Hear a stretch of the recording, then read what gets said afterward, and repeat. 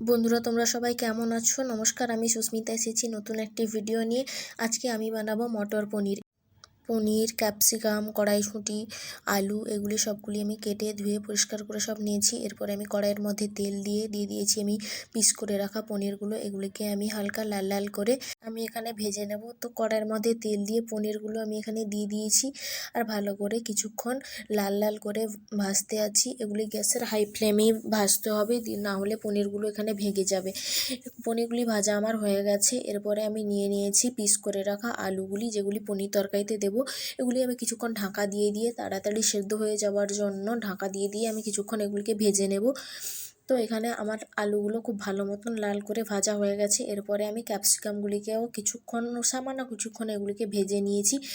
তো এরপরে আমি সেই তেলের মধ্যে দিয়েছি গোটা গরম মশলা, দিয়েছি জিরে ফোড়ন। এরপরে আমি দিয়েছি পেস্ট করা টমেটো, দিয়েছি আদা রসুন।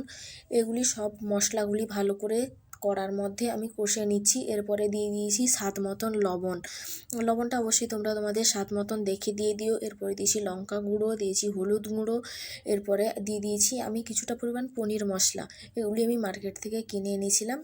তোমরা চাইলে এখানে মশলাটি ব্যবহার করতেও পারো, চাইলে স্কিপও করতে পারো। এরপরে আমি দিয়েছি ভেজে রাখা পনির, আলু আর ক্যাপসিকামগুলি। এগুলিকে দিয়ে কিছুক্ষণ ভালো করে কড়াইতে কষে নিয়েছি। প্রায় 7 থেকে 8 মিনিট কড়াইতে ভালো করে কষে নিয়ে আমি এর মধ্যে জল অ্যাড করে দিয়েছি। এরপরে জল দেওয়া হয়ে গেছে। আমি এখানে দিয়েছি দুটো কাঁচা লঙ্কাকে আমি চিড়ে এখানে তরকারির মধ্যে দিয়েছি। তোমরা চাইলে লঙ্কা নাও দিতে পারো, আমি একটু ঝাল হওয়ার জন্য দিয়েছি।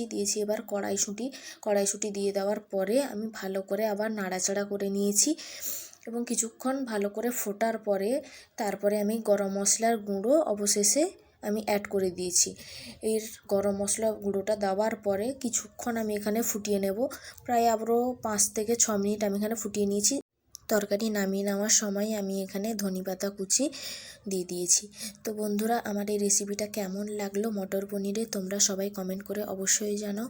তোমাদের সঙ্গে দেখা হচ্ছে নেক্সট ভিডিওতে। ততক্ষণ তোমরা ভালো থাকবে, সুস্থ থাকবে। ধন্যবাদ।